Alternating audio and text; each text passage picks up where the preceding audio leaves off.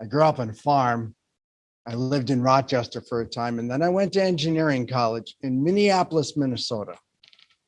The environment was cold and harsh. I was barely a number, 45,000 students across 2 campuses. That was a real culture shock for me. I was able to get through that, having some relationships with a few classmates. Thanks be to God, I graduated, became an engineer, and went to work for IBM in Rochester. That was a little bit warmer environment, but as many of the people in this room can attest, life in corporate America can be rather cold and harsh. I was sitting in my rocking chair one morning, praying and reflecting on this, and I was inspired. I received 3 ideas. Here are some things that I could do maybe to help this cold, horrible world. Say please and thank you. Always be kind. Always use respectful language. Those were kind of a challenge, but I decided to put those to work. I decided to try to say please and thank you every time. Have any of you ever tried to say please and thank you every time you ask for something? I found out I wasn't doing it very much at all. I decided to try it on the secretary. I went up to Terry and I said, Terry, I need to find this form. Could you please help me find this form? She looked at me and she blinked. It's in this cabinet over here. She jumped up, stopped what she was doing, and she got this form out of the cabinet and she gave it to me. I said, thank you so much. Next time, Terry, my manager wants me to do this thing here, and I don't know how to do that. How do I do that? She stopped exactly what she was doing and showed me how to fill out that time card online. The next one was much harder. I don't do spreadsheets at this time in my life, and I knew she did a lot. I cannot figure out how to do this formula. Terry, could you please show me how to do this formula in this spreadsheet? She stopped what she was doing for her manager and she showed me how to do that. I noticed she would stop whatever she was doing and help me. She didn't do that for all the other people, including even her managers. Clearly, this was starting to have a good positive effect. I started to extend it to colleagues. At that time, I was working with IBM in Endicott, New York. They were doing the system test, and I was doing the problem analysis. The program was this pitiful, horrible tape drive.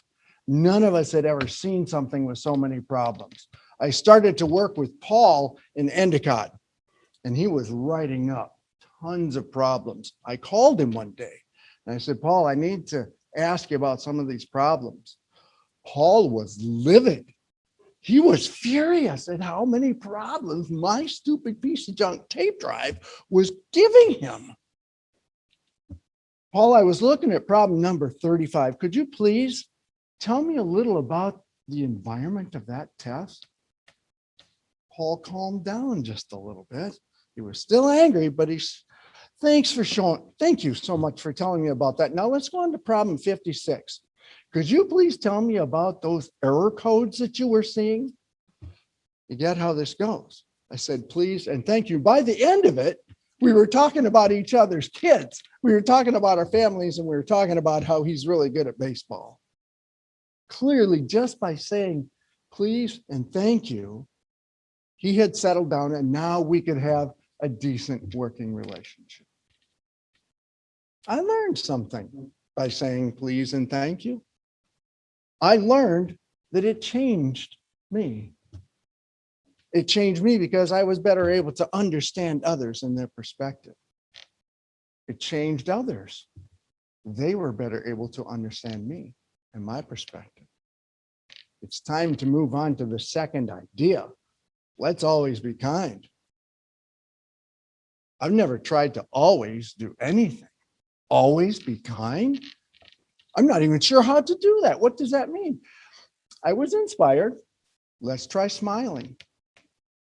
Not that fake smile that you're forcing, but a genuine smile that says, I care. I started with coworkers and I just started to smile. We had a lot of glum faces. There were a lot of horrible things going on inside of IBM. And I realized there's lots of reasons to smile around there. People would do nice things. We would accomplish a goal. Manager would give us a raise. That was always fun. Started to smile. Then I extended it to everyone in IBM. IBM is a quarter mile long, lots of halls, and everybody walks. And I started to smile at everyone, that genuine smile. I got 3 different reactions. It was fascinating. The best reaction was people would shake their head and they'd smile back. The second reaction was people would look at me with almost shock and fear. And the third, a number of people would look away. They'd shock. They almost broke their neck. They would look away. They were frightened by somebody smiling at them. I realized maybe I needed to back it off a little bit, but this smile thing was starting to have an effect. The next step of being kind was maybe to listen just a little bit. Listen better. Try to understand the other's perspective and then try to act accordingly. At this time, I'm working with IBM Austin, Texas. Turns out IBM Rochester had done some pretty cruddy things to IBM Austin, and we had a really strained relationship. They didn't like us at all. And I came down there as a test coordinator to ask them to help us test our storage subsystem. At least this product was working. They didn't want anything to do with us. I started to have one-on-one meetings and I started to listen. Tell me about what you need. I was sitting down with Roy. Brother Roy is a genuine Texan, and he loves to fish and he loves to hunt and he loves to kill. And I got to listen to him about his fishing and his hunting and his killing. And I paid attention to what he does, and I paid attention to his family.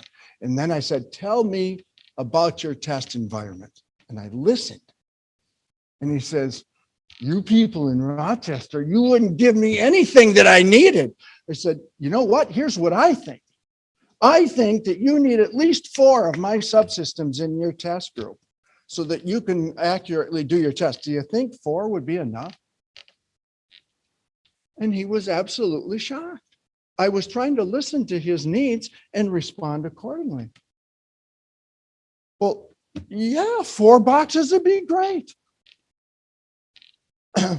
My second line manager told me that because of my interactions with that group, with those groups in Austin, the relationships between IBM Rochester and Austin smoothed out. I can't take all the credit, but clearly being kind to them had a good effect on them. I noticed 2 results. It changed me. I was better able to understand and relate to them. It changed others. They were better able to relate to me. The third thing I decided to try was use respectful language. I grew up on a farm. We just express ourselves. Life is down to earth on the farm, and vulgar language is common and expected. Come to find out, inside IBM, vulgar language, it wasn't horrible. It wasn't that crass stuff, but vulgar language was common. And I just decided I'm going to use respectful language. Someone would come in and they'd be angry about something. Blankety blank Joe, he blankety blank did this and he blankety blank. What was it about what Joe did that upset you? I would just rephrase the conversation a little bit and just use respectful language. And they would start to settle down, and then they would speak respectfully. Here was the extreme example. I was a technical lead at that time, and I'm in a meeting with probably 30 people, and we're all discussing the overall program. And one of the guys down here on the end, he used a swear word, and he goes, "I'm sorry, Mike. I'm sorry." I looked around the room to see if anybody else was in shock. Why would he single me out like that? Everybody else in the room was sitting there as if, of course, that's what you're going to do. You swear in front of Mike and you're going to apologize. I never preached. I never reprimanded. I never said a word. I just decided to speak respectfully. And it seemed to have a profound impact throughout the entire organization. Clearly, it had changed me because I was better able to understand others. And clearly, it had changed others because they could better understand me. My friends in Toastmasters, and all of our families and friends, how's your world? Is your world cold? Is your world isolated? Is your world harsh? I have a suggestion.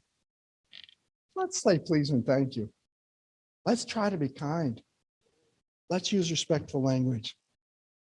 And let's see if the world around us warms up just a little bit. Mr. Toastmaster.